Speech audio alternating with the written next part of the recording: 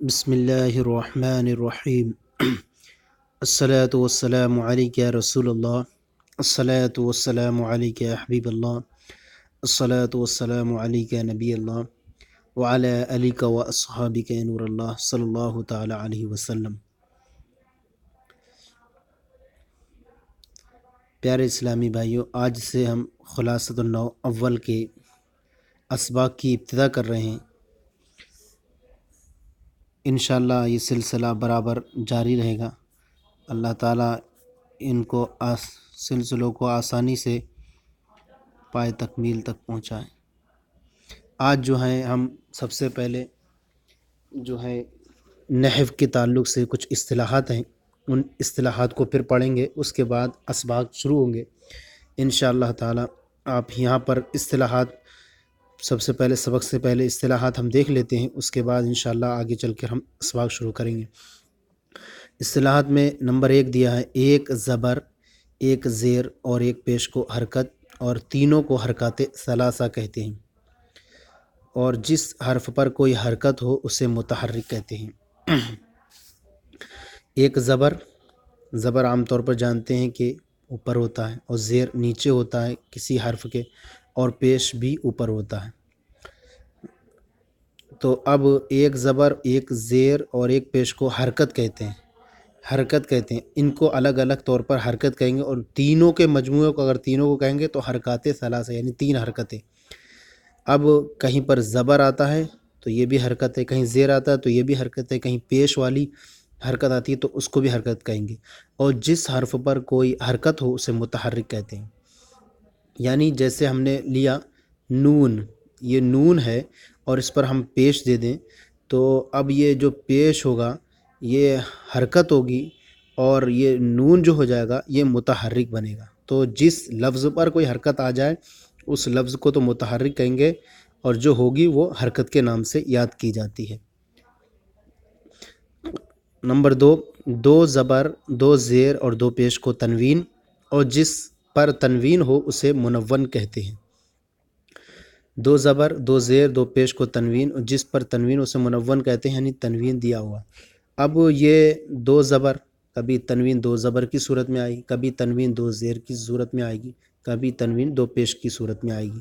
مان لیجیے جیسے ہم لکھیں با 2 زبر بن، تو با 2 زبر بن، تو یہ با پر جو 2 تنوین ہے یہ تنوین ہے زبر کی، اور جو یہ با ہے اس کو بولیں گے ہم منون، یعنی جس پر تنوین ہے۔ تو با پر تنوین ہے تو با کیا بنایا جائے گا، با کو کہا جائے گا یہ منون ہے۔ اس پر اگر پیش دیں با 2 پیش بن، تو یہ تنوین ہوگی 2 پیش کی صورت میں، اور یہ با جو ہوگا یہ منون کے نام سے یاد کیا جائے گا۔ اسی طرح زیر کی 2 تنوین ہو تو وہاں پر بھی تنوین کہلائے گی، اور جس حرف پر با پر ہے تو وہ منون کے نام سے یاد کیا جائے گا۔ اتنا ہو گیا۔ 3 نمبر، 1 یا 2 زبر کو فتح، 1 یا 2 زیر کو کسرہ، اور 1 یا 2 پیش کو ضمہ کہتے ہیں۔ جس حرف پر فتح ہو اسے مفتوح، جس پر کسرہ ہو اسے مکسور، اور جس پر ضمہ ہو اسے مضموم کہتے ہیں۔ تو یہاں پر جو ہے فتح صرف ایک زبر کا ہی نام نہیں ہے۔ فتح کیا ہے، 1 یا 2 زبر ہیں کسی پر تو وہ بھی فتح کے نام سے یاد کیا جائے گا۔ مان لیجئے جیسے زیدن آ گیا، اب زیدن پر الف لام نہیں ہے تو یہاں پر دونوں فتح آ سکتے ہیں اعراب کی صورت میں، تو یہاں پر یہ بھی کہیں گے کہ فتح ہے اس پر۔ اور کسی پر الف لام لگا ہوا ہے کسی اسم پر، تو اسم پر الف لام ہونے کی صورت میں 2 زبر نہیں آ سکتے، تو وہاں پر بھی کہیں گے کہ یہاں پر کیا ہے، یہ فتح ہے اس پر۔ جیسے الرجولہ پہ الف لام ہے یہاں پر، تو 2 زبر یہاں نہیں آ سکتے کہ وہ الف لام ہے، الف لام جو ہے تنوین کے معنی ہوا کرتا ہے، لہذا یہاں پر کہیں گے کہ یہ بھی فتح بھی ہے، یہ بھی اس کو بھی فتح کے نام سے یاد کیا جائے گا۔ تو 2 زبر ہوں یا 1 زبر ہو وہ بھی فتح کے نام سے یاد کیا ہے، یا 1 یا 2 زیر کو کسرہ کے نام سے یاد کیا جاتا ہے۔ تو 2 کسرے زیادہ تر عام طور پر 2 کسرے جب ہی آئیں گے جب کر کے اس حرف پر یا اس اسم وغیرہ پر جو ہو، عام طور پر اگر وہ الف لام داخل نہیں ہے یا مضاف نہیں ہے تو ایسی صورت میں اس پر 2 کسرے آ سکتے ہیں، لیکن اگر وہ الف لام داخل ہو اس پر یا مضاف ہے تو ایسی صورت میں اس پر کسرے نہیں آ سکتے۔ تو جیسے کہ کہا جائے ار بالرجولی بالرجولی، تو اب یہاں پر کہیں بالرجولی پہ لام پہ جو کسرہ ہے یہ الف لام کی وجہ سے دو کسرے نہیں آئے. اسی طرح بزیدن یہاں پر دو کسرے آ گئے کیونکہ الف لام نہیں یہاں پر. تو کسرہ ایک زیر کو بھی کہتے ہیں اور دو زیر کو بھی کہتے ہیں، اور ایک یا دو پیش کو ضمہ کہتے ہیں. جیسے الرجل یعنی المطر بارش، اس پر ایک پیش آ گیا تو پیش کب آئے گا؟ ایک پیش الف لام ہونے کی صورت میں دو پیش نہیں آ سکتے، تو ایک پیش آئے اس کو بھی بولیں گے ضمہ. دو پیش آ جائیں جیسے زیدن پہ دو پیش آ گیا زیدن پہ، تو وہاں پر بھی ضمہ کے نام سے یاد کیا جائے گا. جس حرف پر فتح ہو اسے مفتوح. مان لیجئے جیسے ہے زیدن، اب یہ زیدن ہے تو ہم اس پر جو بولیں گے اس کے دال پر جو ہو رہا ہے تو زیدن، تو یہ مفتوح کے نام سے یاد کیا جائے گا. یعنی نون دو زبر نن، تو اس پر اگر فتح ہو یعنی تو یہ بھی کیا ہوگا؟ یہ فتح کے نام سے. اگر زیدن زیدن پر دو پر فتح آ جائے تو یہ بھی کیا ہو جائے گا؟ مفتوح. اور جس پر کسرہ اسے مکسور، تو جس پر ہر پر کسرہ آ جائے تو اسے مکسور، اور جس پر ضمہ ہو اسے مضموم کہیں گے. جیسے الرجل ہیں رجولن، تو یہ کہیں گے کہ رجولن مضموم ہے، یا رجولن یا رجولن. اگر رجولن ہے تو اس کو بولیں گے کہ یہ مکسور ہے، یعنی اس طور پر یہ دیکھا جائے گا. اتنا ہو گیا.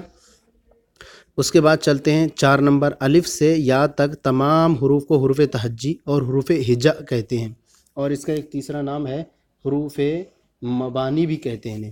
انہیں حروف مبانی بھی کہتے ہیں، یعنی الف سے یا تک تمام حروف ان کو حروف تہجی حروف ہجا کہتے ہیں. یہ جو ہیں ہر زبان کے اندر یہ ہوتے ہیں، کچھ حروف رہتے ہیں جن کی وجہ سے وہ پوری زبان جو ہے مرکب ہو کر بنتی ہے. تو ایسے ہی الف سے لے کر یا تک تمام حروف الگ الگ جتنے بھی ہیں حروف تہجی ہیں، ان کا کوئی معنی نہیں ہوا کرتا. ان سے جو جڑ کر کے کوئی لفظ بنے گا تو اب وہ معنی دار ہو جاتا ہے. تو الف سے یا تک یہ تمام حروف تہجی اور حروف ہجا، اور تیسرا نام ان کا حروف مبانی کے نام سے یاد کیا جاتا ہے. 5 نمبر. الف واو اور یا کو حروف علت اور باقی حروف کو حروف صحیح کہتے ہیں. الف اور واو اور یا یہ جو ہیں ان کو کیا بولتے ہیں؟ حروف علت. حروف علت ان کو علت اس لیے بھی بولتے ہیں کہ حروف علت معنی ہوتا ہے اصل بیماری، اور جس طرح بیماری میں جس طرح انسان کمزور ہو جاتا ہے، ایسے ہی چونکہ ان کو بھی عام طور پر یہ بیمار کے نام سے ان کو بھی موسوم کرتے ہیں، کیونکہ یہ بھی ایک طرح سے اسی طرح کے ہوتے ہیں یہ حروف کہ ان کو عام طور پر کیا ہے کلمے کے اندر گرا دیا جاتا ہے، کبھی بدل دیا جاتا ہے، کبھی الف کبھی واو کو بدل دیا جاتا ہے، کبھی الف کو بدل دیا جاتا ہے، کبھی یا کو گرا دیا جاتا ہے. تو عام طور پر یہ جو ہیں حروف جو ہیں بدلتے رہتے ہیں اور ان کو ایک دوسرے کے مقام پر لاتے رہتے ہیں، اس وجہ سے گرتے رہتے ہیں. ان کو حروف علت کے نام سے یاد کیا جاتا ہے چونکہ یہ بھی کمزور کے درجے میں ہوتے ہیں.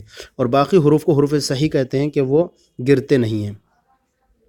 نمبر 6. اس علامت یہ جو لکھی ہے جزم، یہ ایسی ہے تو اس طرح کی علامت کو سکون اور جس حرف پر سکون ہو اسے ساکن کہتے ہیں. تو یہ تو عام طور پر جیسے آپ نے پڑھا مفتوح، مضموم، مکسور، تو جس حرف پر یہ جزم ہوگا اسے ساکن کہتے ہیں. اسے جس حرف پر سکون ہو اسے ساکن کہتے ہیں. جیسے ان اب یہ ان ہوا تو ان میں نون کیا ہے؟ یہ ساکن ہے، تو اس کو کیا بولیں گے؟ نون ساکن ہے. اور یہ جو ہے نون پہ جو نشان آئے گا وہ اس کو کیا بولیں گے؟ سکون، اور اسے ساکن بولیں گے. جس حرف پر سکون ہو تو اسے ساکن بولیں گے، تو نون کو کیا بولیں گے؟ ساکن. نمبر 7. جس الف پر کوئی حرکت یا سکون آ جائے اسے حمزہ کہتے ہیں. جس الف پر کوئی حرکت یا حمزہ آ جائے اسے سکون کہتے ہیں. عام طور پر جو قاعدے پڑھائے جاتے ہیں مدارس وغیرہ میں تو ان میں جو ہوتا ہے شروع میں لکھا رہتا ہے تو وہ تو حرکت آ گئی اگر کچھ اس پر، اگر جزم بھی آ گیا یا سکون آ گیا تو وہ کیا ہوگا؟ حمزہ کے نام سے یاد کیا جائے گا. لہذا جو بچے الف زبر آ پڑھتے ہیں وغیرہ تو وہ الف زبر نہیں، وہ حمزہ زبر آ ہوگا. الف جو ہوتا ہے الف پر کوئی حرکت نہیں آتی ہے، یعنی جس الف پر کوئی حرکت یا سکون آ جائے اسے حمزہ کہتے ہیں.